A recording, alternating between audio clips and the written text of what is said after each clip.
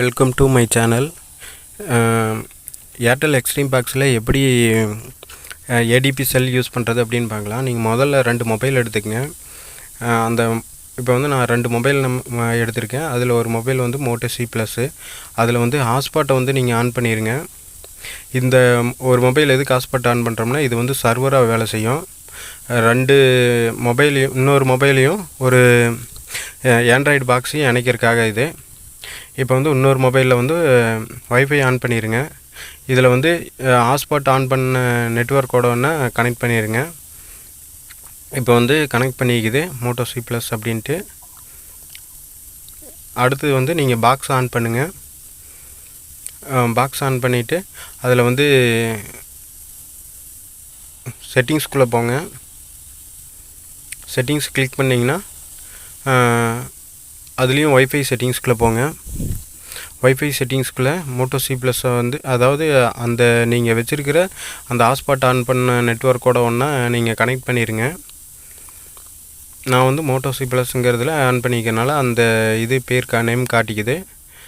இப்போ வந்து கனெக்ட் பண்ணதுக்கப்புறம் மீண்டும் டிவைஸ் பர்ஃபார்மன்ஸ் அப்படிங்கிறதுக்குள்ளே போங்க. இப்போ வந்து பார்த்தீங்கன்னா டெவலப்பர் செட்டிங்ஸ் வந்து ஆன் பண்ணணும். எபவுட்குள்ளே போங்க. எபவுட்டுக்குள்ளே போனீங்கன்னா கீழே லாஸ்ட்டில் வந்து பார்த்தீங்கன்னா பில்டு நம்பர் அப்படின்ட்டு ஒரு ஆப்ஷன் இருக்கும். லாஸ்ட்டாக கீழே வந்து பார்த்தீங்கன்னா உங்களுக்கு பில்டு நம்பர் அப்படின்ட்டு ஒரு ஆப்ஷன் இருக்கும். அந்த ஆப்ஷனை வந்து ஒரு 8 டைம்ஸ் வந்து கன்டினியூவாக ஓகே பட்டன் வந்து ப்ரெஸ் பண்ணிகிட்டு இருந்தீங்கன்னா உங்களுக்கு வந்து டெவலப்பர் ஆப்ஷன் வந்து எனேபிள் ஆகிரும். அதுக்காக வந்து அது வந்து ஒரு சிலர் வந்து பண்ணியிருப்பாங்க, ஒரு சிலர் வந்து பண்ணாதவங்களுக்காக இந்த இது 8 டைம் வந்து நீங்கள் ஆன் பண்ணணும். இப்போ வந்து மீண்டும் டிவைஸ் பர்ஃபார்மன்ஸ்லேயே கீழே வந்தீங்கன்னா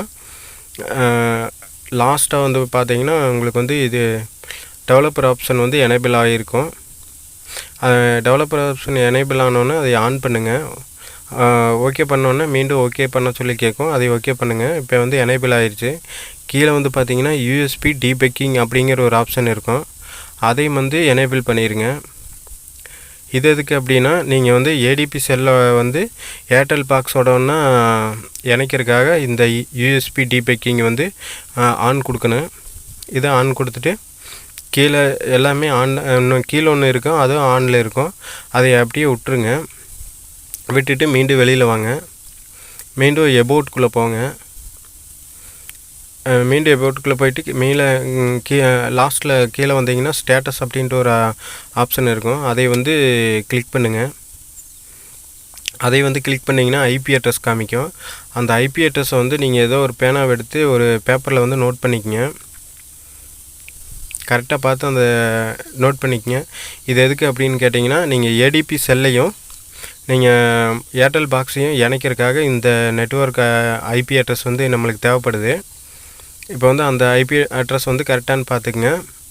அதை பார்த்துட்டு மீண்டும் மொபைலில் 2வது நீங்கள் கனெக்ட் பண்ண மொபைலில் ஏடிபி செல்லை வந்து இன்ஸ்டால் பண்ணி வச்சுருப்பீங்க. அதை வந்து ஓப்பன் பண்ணுங்கள்.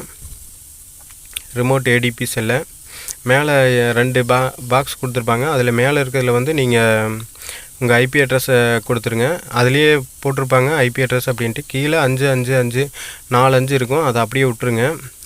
அது வந்து காமனானது. அதை ஓகே பண்ண உடனே மேலே பார்த்தீங்கன்னா ரிமோட் ஏடிபி செல் வந்து கனெக்டட்னு உங்களுக்கு வந்து நோட்டிஃபிகேஷன்லேயே காமிக்கும்.